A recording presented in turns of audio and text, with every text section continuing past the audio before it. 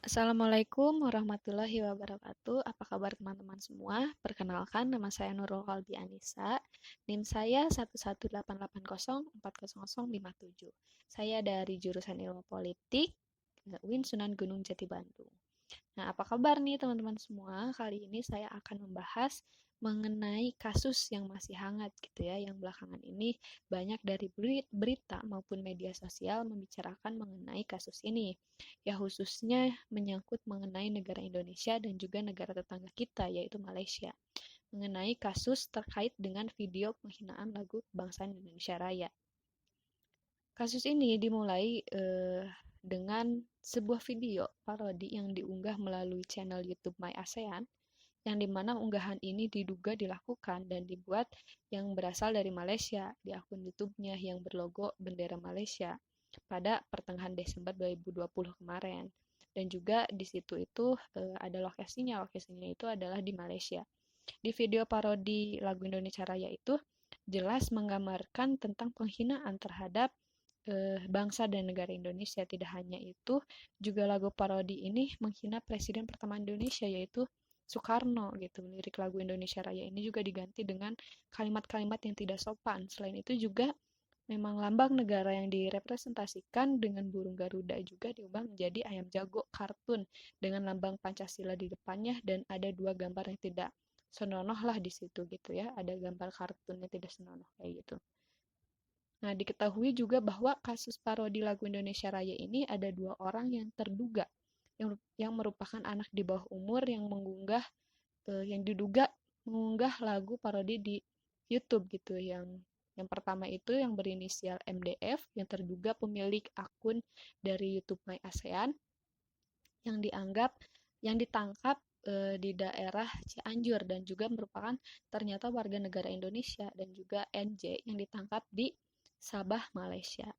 Nah, jika dilihat daripada kasus tersebut gitu, um, dilihat juga mengenai jika dianalisis gitu mengenai kasus tersebut melalui pendekatan analisis yang saya lakukan. Saya melakukan analisis ini dengan pendekatan interpretif. Pendekatan interpretif ini berangkat dari upaya untuk mencari penjelasan tentang peristiwa-peristiwa sosial, budaya, atau politik. Nah, apabila dilihat dari pendekatan analisis interpretif ini, secara data memang sudah jelas gitu ya, hal ini diupload dan disebarluaskan melalui akun media sosial YouTube gitu di My ASEAN itu dengan keterangan tempat yaitu di negara Malaysia. Kasus ini juga memang menjadi booming pada akhirnya karena beberapa faktor. Yang pertama yaitu pembuatan video ini dilakukan di media sosial YouTube yang dimana jaringannya itu terhubung ke seluruh dunia di lapisan masyarakat. YouTube secara informasi dan juga video gitu yang ditayangkan berarti itu sudah menjadi konsumsi publik. Yang kedua adalah isi konten atau video itu mengandung unsur sara menyangkut lagu kebangsaan yang dimiliki salah satu negara yaitu Indonesia gitu ya. Yang dimana merupakan lagu kebangsaan Indonesia Raya ini adalah salah satu unsur negara yang paling sakral. Yang ketiga adalah musik dan juga lirik yang mengandung kata-kata yang tidak sopan, menyangkut perkataan kotor, dan penghinaan terhadap salah satu Presiden Republik Indonesia, sang proklamator pertama Indonesia gitu, yang kita segan-segani gitu ya. Yang keempat adalah menyangkut negara tetangga kita yaitu Malaysia yang dimana sudah terjalin hubungan diplomatik yang erat gitu selama kurang lebih 63 tahun terhitung dari Malaysia merdeka.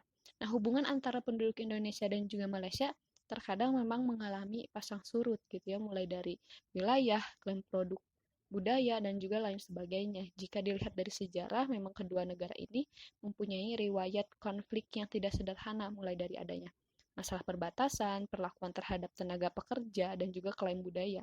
Banyak sekali konflik-konflik yang terjadi sebenarnya ya.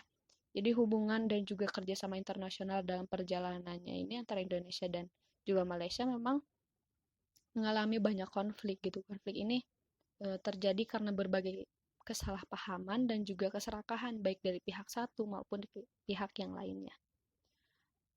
Kasus dari penghinaan lagu dan lambang negara Indonesia memang harus ditindak secara tegas karena hal ini juga dapat berpotensi merusak hubungan bilateral yang terjalin antar Malaysia dan juga Indonesia gitu.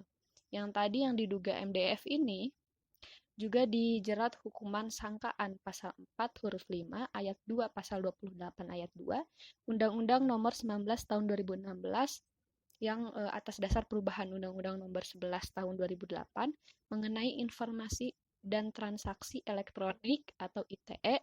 Selain itu juga MDF ini terkena pasal 64A, pasal 70 Undang-Undang Nomor 24 Tahun 2009 tentang Bendera, Bahasa, dan Lambang Negara, serta lagu kebangsaan. Di pasal 64 juga disebutkan bahwa setiap orang dilarang untuk mengubah lagu kebangsaan, baik dari aspek nada, irama, kata-kata, dan rubahan yang lain dengan maksud untuk menghina atau merendahkan kehormatan lagu tersebut. Dalam pasal 64 dan 70 juga undang-undang tersebut dijelaskan, setiap orang yang mencoret, menulisi, menggambari, atau membuat rusak lambang negara dengan maksud menghina atau merendahkan kehormatan lambang negara sebagaimana dimaksud dalam pasal 57 huruf A dipidana dengan pidana penjara paling lama 5 tahun atau denda paling banyak 500 juta rupiah. Nah, walaupun hukuman itu hanya berlaku di Indonesia, maka tersangka yang terjerat NJ yang berinisial NJ ini yang ditangkap di Malaysia ini yang katanya berwarga negara Indonesia dan ada yang bilang juga dia berwarga negara Indonesia juga, ada yang bilang Malaysia, ada yang bilang Indonesia gitu. Masih dalam proses ditangani oleh pihak kepolisian Malaysia yang sesuai dengan informasi yang telah disampaikan oleh Kedutaan Besar Malaysia di Jakarta gitu. Nah, karena MDF ini yang katanya masih di bawah umur, maka proses hukuman sesuai dengan Undang-Undang Anak yang diatur dalam Undang-Undang Nomor 11 Tahun 2012 tentang Sistem Peradilan Pidana Anak dengan ketentuan syarat dan ketentuan penahanan terhadap anak.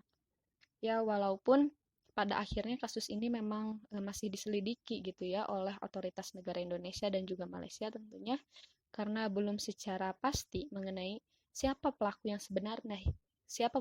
yang sebenarnya yang melakukan dan membuat parodi lagu Indonesia Raya dan lambang negara Indonesia ini gitu. Mudah-mudahan pelaku ini juga dapat segera tertangkap agar hubungan persaudaraan antara Indonesia dan juga Malaysia akan terus terjalin dengan baik supaya tidak ada isu-isu yang mengancam hubungan kedua negara ini gitu ya. Jangan sampai merembet kepada konflik terbuka yang pada akhirnya merugikan kedua negara ini. Mungkin sekian yang bisa saya sampaikan. Mohon maaf bila ada kekurangan dan informasi yang minim ya, tidak secara keseluruhan. Mohon maaf bila ada kesalahan. Sekian. Wassalamualaikum warahmatullahi wabarakatuh.